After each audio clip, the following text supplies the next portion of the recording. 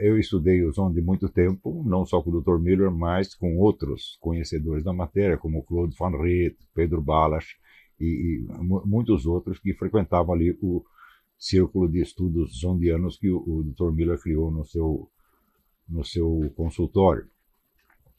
E essa psicologia se baseava essencialmente na teoria das pulsões.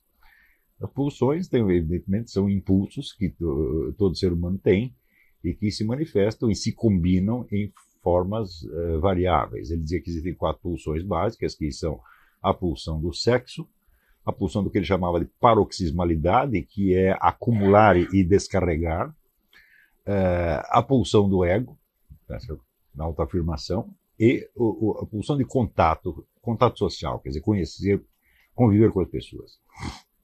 Cada uma dessas tinha 2 vetores, um positivo e um negativo, e essas pulsões se combinavam diferentemente, formando, vamos dizer, uma variedade de formatos de personalidade possíveis.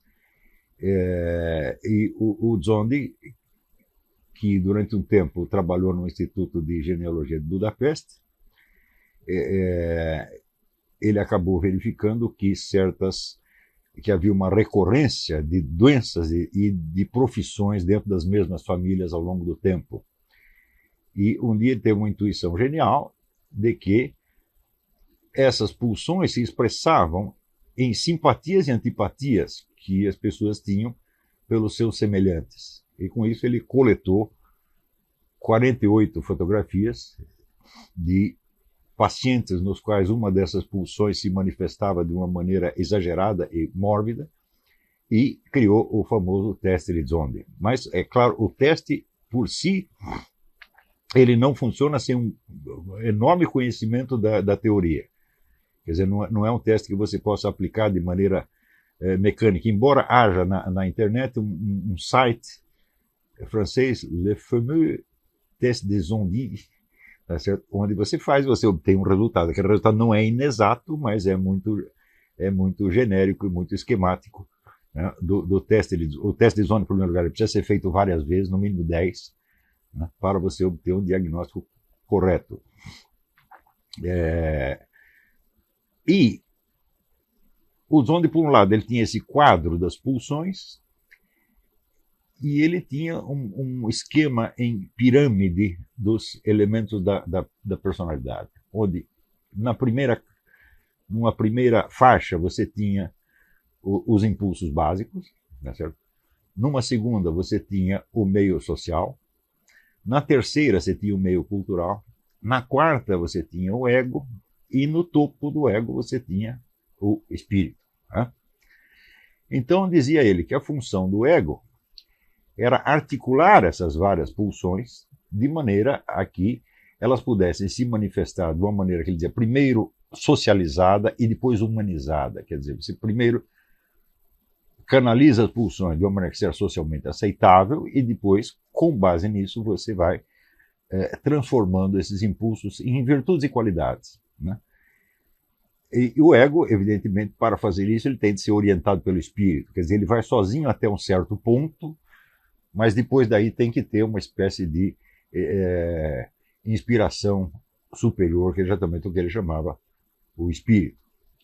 E eu, durante muito tempo, comecei a meditar sobre isso. Ele comparava essas pulsões a um palco giratório. Né? O palco vai girando e aparece uma pulsão, depois a outra, depois conforme a situação que você está vivendo. E, normalmente, o palco gira, de modo que todas as pulsões possam encontrar a sua expressão devida e ser, por assim dizer, contrabalançadas ou neutralizadas pelas outras, conforme a situação. E ele comparava a doença mental a um palco giratório que quebrou. Então ficava sempre a mesma pulsão, obsessivamente, forçando a conduta num determinado sentido. E forçando, isso é que é a coisa mais extraordinária, porque ele descobriu tudo isso antes que os caras tivessem descrito o ADN. Muito antes. Isso aí em 1910, 20, ele já tinha essa ideia toda. E ele descobriu que essas quebras, por assim dizer, do palco giratório eram determinadas por pulsões hereditárias, em que, comparava ele, dizia, os nossos antepassados, eles continuam vivendo na nossa mente, na nossa alma, como personagens que exigem que a gente repita a sua vida. Então é por isso que você tem esses sintomas recorrentes ao longo do tempo. Tá certo? E a função do ego é usar esse material hereditário, combinando-o de maneira mais ou menos criativa, para que ele se torne, primeiro, que a conduta se torne, primeiro, socialmente aceitável e depois se torne até um canal para manifestação de algumas virtudes e qualidades. E esse problema de como lidar com as pulsões, isso aí me ocupou muito tempo, porque todo o problema da maturidade é este. Nós temos basicamente os mesmos impulsos e a conquista da maturidade tudo depende, vamos dizer, de um conhecimento efetivo das pulsões que você tem. Quer dizer, que são desejos que às vezes aparecem sob uma forma direta, às vezes aparecem sob a forma da sua rejeição. Por exemplo, vamos dizer, a própria pulsão sexual, ele diz que se manifesta de duas maneiras, ativa e passiva, e que essas duas podem, por sua vez, ser afirmadas ou negadas, de modo que a negação, quando é extrema, ela mostra, vamos dizer, a presença e a força dessa pulsão. Não é isso? Então, por exemplo, você pode encontrar uma pessoa que tem, vamos dizer, uma vida sexual nula, zero, uma pessoa aparentemente assexuada, mas quando você faz o teste, você vê que tem uma tensão enorme, né, nesta área sexual. Então, aquele impulso que é rejeitado é o que está determinando efetivamente a conduta. É isso? E assim acontece com as outras pulsões também. O sujeito que, por exemplo, se retira, o misantropo, não quer falar com ninguém, tal, mas quando vê o vetor contato está exacerbado, quer dizer, ele está ansiando por um contato humano, e justamente essa ânsia é tão forte que ele tem que negá-la porque não consegue satisfazê-la. Então, observando essas coisas em mim mesmo e nas outras pessoas, quer dizer, eu apliquei, não para fins clínicos, evidentemente, mas apenas para meu estudo, apliquei esse teste de Zonde em centenas de pessoas que eu conhecia muito bem, né? E eu acredito que foi a psicologia do Zonde foi a primeira corrente de pensamento cuja veracidade eu pude confirmar na prática. Eu via que aquilo era exatamente assim, testava de um jeito, testava do outro, falava, mas não é que o homem tem razão mesmo? E na época do Zonde, a ideia de que as doenças mentais eram hereditárias, né, foi muito subscrita por o pessoal favorável à eutanásia, sobretudo os nazistas. E criou-se uma situação aí, muito estranha, porque o Zonde não só era judeu, como foi prisioneiro de um campo de concentração, do qual ele conseguiu sair por suborno, né, que ele deu a quantia equivalente à compra de um tanque de guerra, mas um dinheirão na época. Então o Zonde ficou assim como uma espécie de batata quente, ninguém queria mexer nisso. Porém, depois, com os estudos sobre o ADN, está falando, não dá mais para negar, a coisa está aí presente mesmo, é um fato. Então o interesse pelo Zonde aumentou muito nas últimas décadas. Você tem uma infinidade de livros sobre o Zonde agora, né? E, sem dúvida, foi um dos maiores gênios da psicologia e da psiquiatria de todos os tempos. E este problema das pulsões me chamava a atenção justamente porque as pulsões que são negadas, elas são ignoradas pela pessoa. Ela esconde aquilo, não dos outros, mas de si mesma. Ela não quer pensar naquilo. E justamente aquilo está sendo o fator determinante da sua conduta. Dito de outro modo, o indivíduo está se vendo de uma maneira inversa. E não se conhece efetivamente. E a função do ego, embora o ego seja apenas uma das pulsões, orientado também de duas maneiras, no sentido da expansão do ego ou da sua contração e enrijecimento, a função do ego era se sobrepor ao universo das pulsões, justamente através das conexões que ele estabelecia, conexões e check and balances que ele estabelecia entre uma e outra, e daí a função que o Zonde chamava o ego pontifex. O ego é o construtor de pontes, tá certo? Entre as várias várias pulsões. Quando a ponte cai, tá certo? Então, uma coisa se desliga da outra e pedaços inteiros da alma passam a se ignorar. E justamente aquele que corresponde à seção do palco que paralisou e que está na frente da plateia é aquela que a pessoa mais ignora. Então eu vi que esse problema, vamos dizer, do autoconhecimento é uma coisa muito mais complicada do que eu poderia ter imaginado e do que eu tinha tido acesso em outras escolas de psicologia, sobretudo da psicanálise. Quer dizer, eu não só estudei muita coisa, mas eu fiz muitas análises, mais para efeito de conhecimento mesmo, tá certo? E vi que todas elas, comparadas ao Zonde, eram muito pobres. Só o Zonde tinha um plano geral da coisa e sabia integrar isso dentro do conjunto da história, da cultura e do espírito. Então,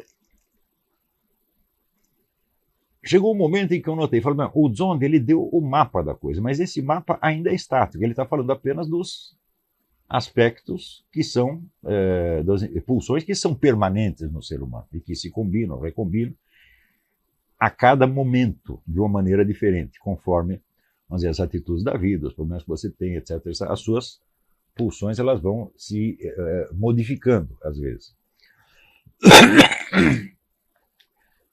Ele também pensava que a melhor maneira, que o ego opera através das escolhas que ele faz, escolhas conscientes. E que as escolhas principais eram a escolha do casamento, quer dizer, o parceiro que você escolhia, a escolha do círculo de amigos e a escolha do seu trabalho ou profissão. E ele criou um negócio que ele chamava de ergoterapia, que não é laborterapia, é completamente diferente, e que é justamente a orientação do indivíduo para uma ou outra profissão que permite uma montagem melhor do seu esquema pulsional. Ele tinha começado com essa verificação da coincidência entre profissões e doenças mentais na história das famílias. E culmina, então, o trabalho dele numa série de procedimentos psicoterapêuticos, entre os quais a escolha de um trabalho definitivo ou temporário, para curar o indivíduo, porque naquele trabalho ele é obrigado a articular os seus impulsos de uma maneira diferente do que fazia antes. Só que eu vi que faltava no Zonde uma coisa que era uma psicologia do desenvolvimento humano. Ele tinha o quadro, tinha o processo diagnóstico para cada momento da vida e tinha o procedimento terapêutico. Mas faltava o aspecto biográfico, quer dizer, o desenvolvimento de uma vida inteira. Eu falei, bom, então eu tenho que começar a procurar isso aí. Nesse momento me aconteceu uma coisa que muito me ajudou. Eu conheci um astrólogo búlgaro que residia no Uruguai, chamado Boris Christoff.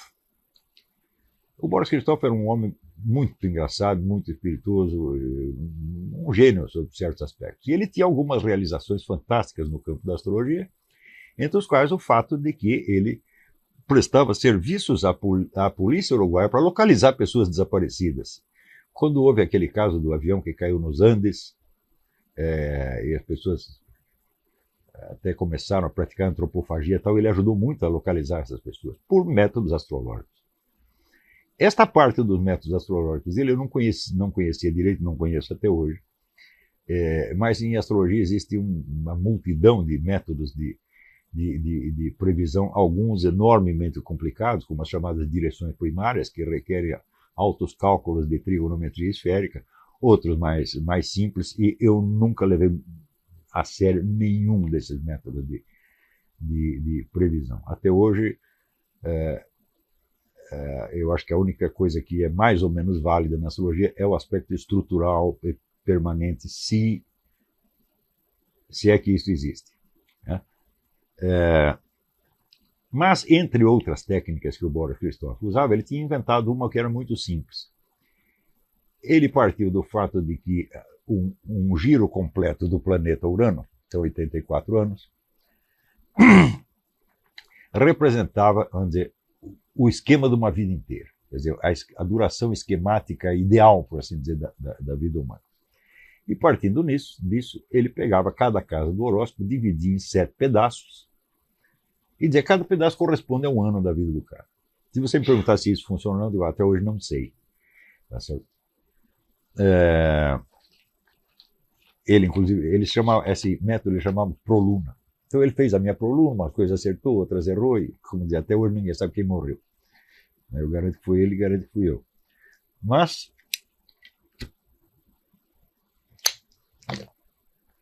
o que eu pensei na época foi o seguinte: é impossível que esta duração esquemática e ideal da vida humana de 84 anos corresponda à vida de qualquer pessoa em particular, porque as pessoas não vivem 84 anos. Umas vivem 20, outras vivem 30, outras vivem 120 e assim por diante. Então, entre, vamos dizer, um esquema ideal, ou chama, por exemplo, de arquetípico, né, e a vida real de cada um, deve haver um hiato, de modo que, pelo esquema ideal, é impossível você discernir a situação real.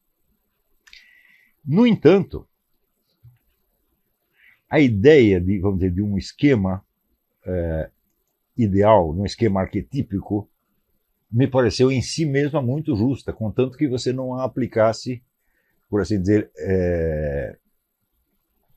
literalmente ou materialmente à vida de um indivíduo. Eu digo, então, é claro que se existe, vamos dizer, se a vida humana é um transcurso no tempo, e esse transcurso é acompanhado naturalmente de crescimento, desenvolvimento, decadência e morte, e isso acontece para todo mundo. Tá certo? Então, a ideia de um circuito ideal, ela faz muito sentido em si mesma, desde que você não use esse circuito ideal, esses 84 anos, como medida matemática. Então, foi aí que me apareceu a ideia de usar esses 12 signos ou casas do zodíaco, tá certo? Como etapas de um desenvolvimento. E esse desenvolvimento era marcado, segundo eu, e note bem, nisso aqui eu também realizei centenas de diagnósticos de pessoas que eu conhecia muitíssimo bem, assim como de personagens históricos. E esse desenvolvimento ideal era marcado por mudanças que são absolutamente necessárias e incontornáveis. Eu falei, eu só vou levar em conta aqui, então, aqueles fatores cuja presença é absolutamente necessária, que não podem ser casuais de maneira alguma.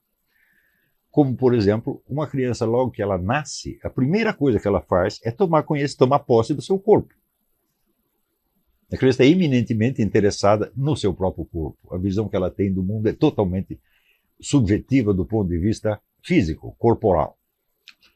E só aos poucos ela começa, só quando ela já tem alguma capacidade de movimento, ela começa a explorar o ambiente físico em torno. Todas as crianças são assim. Tá certo? Então você vê que, por exemplo, um bebê, quando nasce, ele está muito interessado no seu próprio pé, ele fica examinando o pé, né? Chupando o dedo, chupando o pé, e assim por diante. Mais tarde ele começa a remexer objetos. Essa ordem não pode ser invertida, é impossível. O garoto começa a tomar conhecimento do ambiente físico em torno antes de tomar posse do seu próprio corpo. Então aí você tem uma passagem nítida. Essa passagem não podia ser assinalada com uma cronologia exata, quer dizer, foi tal dia que o neguinho mudou. Isso não é possível. Mas a passagem tem de acontecer de qualquer maneira. Existe em seguida uma terceira passagem, que é quando o indivíduo começa a se comunicar não só com o seu ambiente físico, mas com o ambiente verbal em torno. Quando ele aprende os signos, a linguagem, e começa a ter um meio de ação que ele não tinha antes. Não é isso? Esta passagem também é nítida, quer dizer, não há possibilidade de você confundir. Quer dizer, um bebê que está apenas, vamos dizer, engatinhando e explorando coisas em torno, com um bebê um pouco mais tarde, quando ele é já capaz de se explicar de alguma maneira. Tá certo? Essa passagem também não corresponde, vamos dizer, a uma data exata, uma cronologia, mas ela, vamos dizer, por assim dizer, conceptualmente inconfundível. Não há como confundir uma coisa com a outra. Então foi disto que me apareceu a ideia, vamos dizer, das 12 camadas da personalidade. E essas camadas eram marcadas por duas coisas. Primeiro, a busca de um objetivo dominante e o aparecimento de um tipo de sofrimento também dominante durante uma certa fase. Então, você vê que uma criança que logo que nasceu, vamos dizer, ela está... A primeira coisa que ela se ocupa é tomar posse do seu próprio corpo, e a coisa que mais a faz sofrer é o próprio corpo. Se a criança chora quando está com sono, quando está com fome, quando está com dor, se ela não tem, por assim dizer, problemas humanos, estou chorando porque minha namorada me largou, estou chorando porque perdi o emprego, eu não tenho esse problema. Eu estou chorando porque minha barriga me dói, porque eu quero mamar, alguma coisa desse tipo. E, num segundo momento, quando começa a exploração do ambiente físico, ela pode ter frustrações que vêm do ambiente físico. Por exemplo, quando ela pega um objeto e o pai e a mãe tomam esse objeto da mão dela, ela começa a chorar. Isso é muito diferente de chorar porque você está com fome ou com dor. Tá certo? Então, neste segundo momento, você vê que a criança tem a possibilidade de ser frustrada no seu empenho de dominar o ambiente físico. E não só frustrada no funcionamento normal do seu organismo, como era na primeira fase. Num terceiro momento, quando você aprende a falar, então, evidentemente, você quer compreender e ser compreendido. E quando você falha numa dessas duas coisas, você sofre. Muito mais por isso do que por motivos referentes às duas fases anteriores, embora esses motivos continuem, eles apenas saem do primeiro plano. Porque uma criança que já sabe falar, ela também pode sofrer porque está com dor, ou porque está com fome, certo? Ou porque o brinquedo que ela queria pegar caiu da mão dela. Uma vez me lembro que eu sofri horrivelmente com um brinquedinho meu que caiu dentro da privada. E foi naquele momento que eu entendi o que significava nunca mais. Falei, isso aí não volta mais. Foi uma tragédia. Depois me compraram outro igual e voltou tudo ao normal.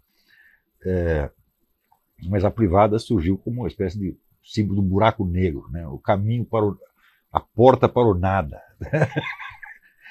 Então, você continua com essas motivações das fases anteriores, só que elas saem do primeiro plano. Elas são integradas num círculo maior, por assim dizer. Então, estas passagens, elas marcam a vida de qualquer pessoa. Não tem uma cronologia exata. Isso pode acontecer, em princípio, a qualquer instante.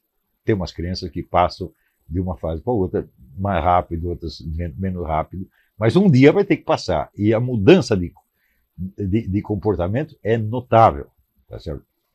Então, agora mesmo a gente está vendo o Jack aprendendo a engatinhar, tá certo? Então você vê que o mundo físico adquiriu para ele uma importância muito maior do que tinha antes. Quer dizer, antes era apenas, por assim dizer, uma tela nublada que tinha no fundo. Agora não, agora é o cenário da sua vida. Tá certo?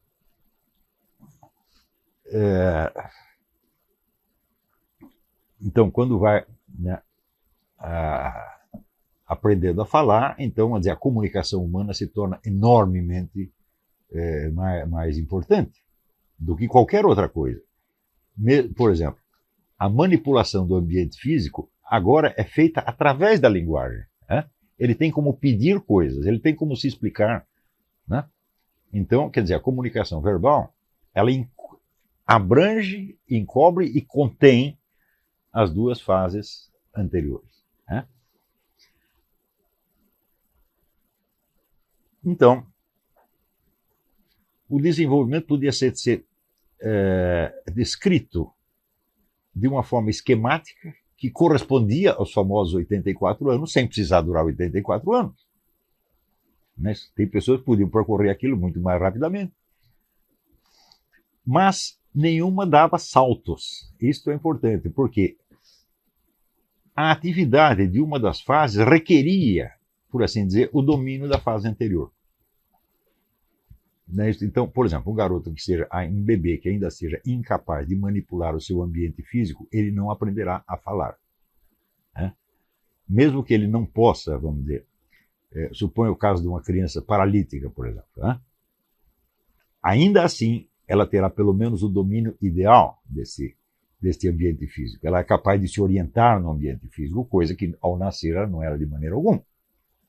Tá certo? Então, uma fase tem de ser abrangida, contida, para poder ser superada. E a superação não a elimina, mas a contém. Né? Quer dizer, é superação no sentido do alemão Aufhebung, quer dizer, você levanta aquilo, você ergue aquilo para um outro patamar. Né?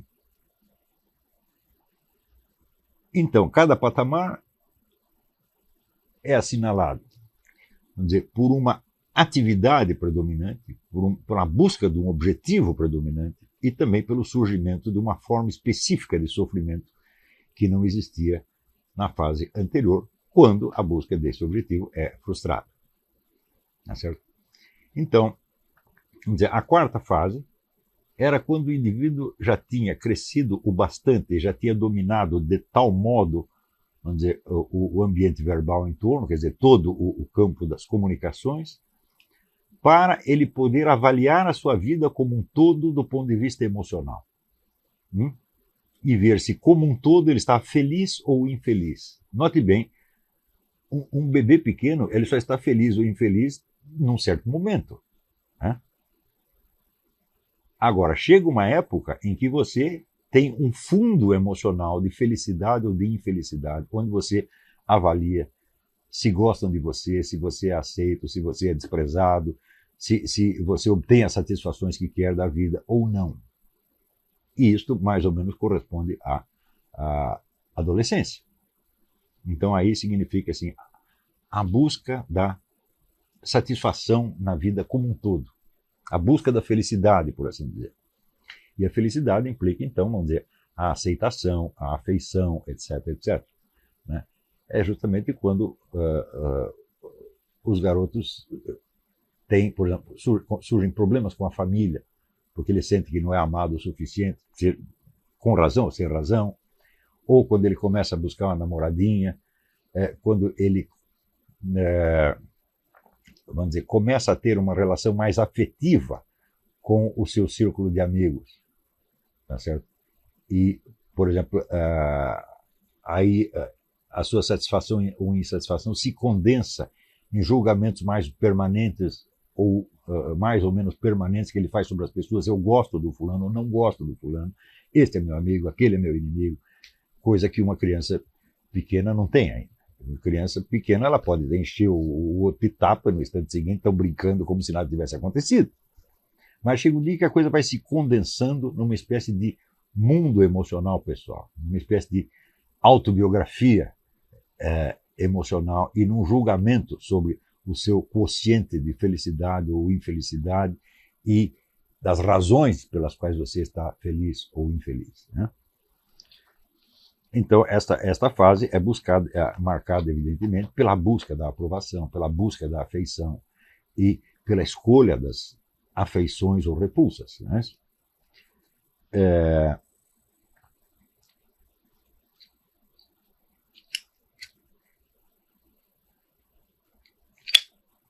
Logo em seguida, o indivíduo entra numa fase em que já não lhe basta ser gostado ou ter, vamos dizer, o coeficiente de felicidade necessário. Mas ele começa a se testar a seus próprios olhos para ver se ele gosta dele mesmo ou não, se ele tem motivos ou não. Então ele começa a se testar e buscar desafios. Não para provar nada para os outros, mas para si mesmo. Provar para os outros é importante na quarta fase. Quer dizer, o sujeito fazer coisas que lhe trarão o aplauso, a afeição, etc, etc. Mas chega uma hora em que o indivíduo quer provar as suas próprias forças, ele quer saber até onde ele é capaz de ir. Tá certo? Então, aí começa a buscar desafios. Tá certo? Não de olho na plateia, mas de olho na sua própria segurança interior. Quer dizer, a conquista de uma confiança, de uma segurança interior que não dependa do julgamento alheio. Dependa apenas dele saber quem ele é e do que ele é capaz. Não é isso? Então, por exemplo, se os garotos entram numa briga, tá certo? Importa a cada um deles vencer a briga, mesmo que não haja plateia alguma. Não é isso? Ao fazer, por exemplo, um exercício, o indivíduo tem que se superar de alguma maneira. Quer dizer, a busca da autossuperação é a constante disso aí. É claro que a necessidade do aplauso, da aprovação, ainda existe, mas ela já não é o foco principal. Por exemplo, se o indivíduo ele fracassa, mas é aplaudido por afeição, por paternalismo, ele se sente profundamente humilhado. Isso não o satisfaz mais. Né? Quer dizer, é o garoto que apanhou na rua e é consolado pela mãe. Se ele está na quarta fase, ele fica feliz, porque é tudo o que ele queria, isto. Mas se ele está na quinta, então a afeição materna começa a ser uma vergonha para ele. É aí que os garotos, por exemplo, fogem da mãe. Né? A rejeição da mãe é característica nessa época. Quer dizer, eu não quero ser carregado no colo. Eu quero, né, ser como o Alberto Roberto, eu se fiz por si mesmo. Tá certo? Então, essa é uma fase em que o indivíduo se impõe desafios. Todo mundo absolutamente passa por tudo isso. Tá certo? Só que tem alguns casos que o sujeito para. Quando ele já tem aquele mínimo de confiança em si mesmo que lhe permite atuar na sociedade, ele tem de passar para uma outra fase, onde colocar-se em teste já não é o suficiente, mas é preciso ter uma eficiência real, como, por exemplo, quando ele arruma um emprego. Quer dizer, o meu patrão não quer saber se eu tenho autoconfiança ou não tenho autoconfiança, ele quer que eu faça o serviço direitinho. Então, aí, o desafio deixa de ser um meio de autoavaliação e passa a ser um meio de ação efetiva na sociedade, onde o que interessa não é mais a busca da segurança, mas a busca da eficiência. Veja que é impossível você passar para esta se você não passou pela anterior. Se você não tem aquele mínimo de autoconfiança necessário para você saber quem você é, o que você pode, como é que você vai avaliar se você está sendo eficiente ou não? Isso é impossível. Né? Muito bem. Se passou por esta fase, então você chega a uma coisa que é a maturidade. Maturidade significa que o indivíduo ele sabe quem ele sabe se ele está feliz ou infeliz, ele sabe, conhece mais ou menos o seu círculo de capacidades, ele sabe quais são os seus direitos e deveres na sociedade. E ele sabe que deve julgar os outros, mais ou menos, pelos mesmos critérios. Então, aí adquire um senso de justiça, por exemplo, o que nós diríamos cidadania. Quer dizer, essa camada 7, então, é a camada do homem normal de toda a sociedade. Quer dizer, você tem que saber quem você é, onde você está, quais são os seus direitos, quais são os seus deveres e como julgar o próximo, de acordo mais ou menos com a mesma tabela de direitos e deveres.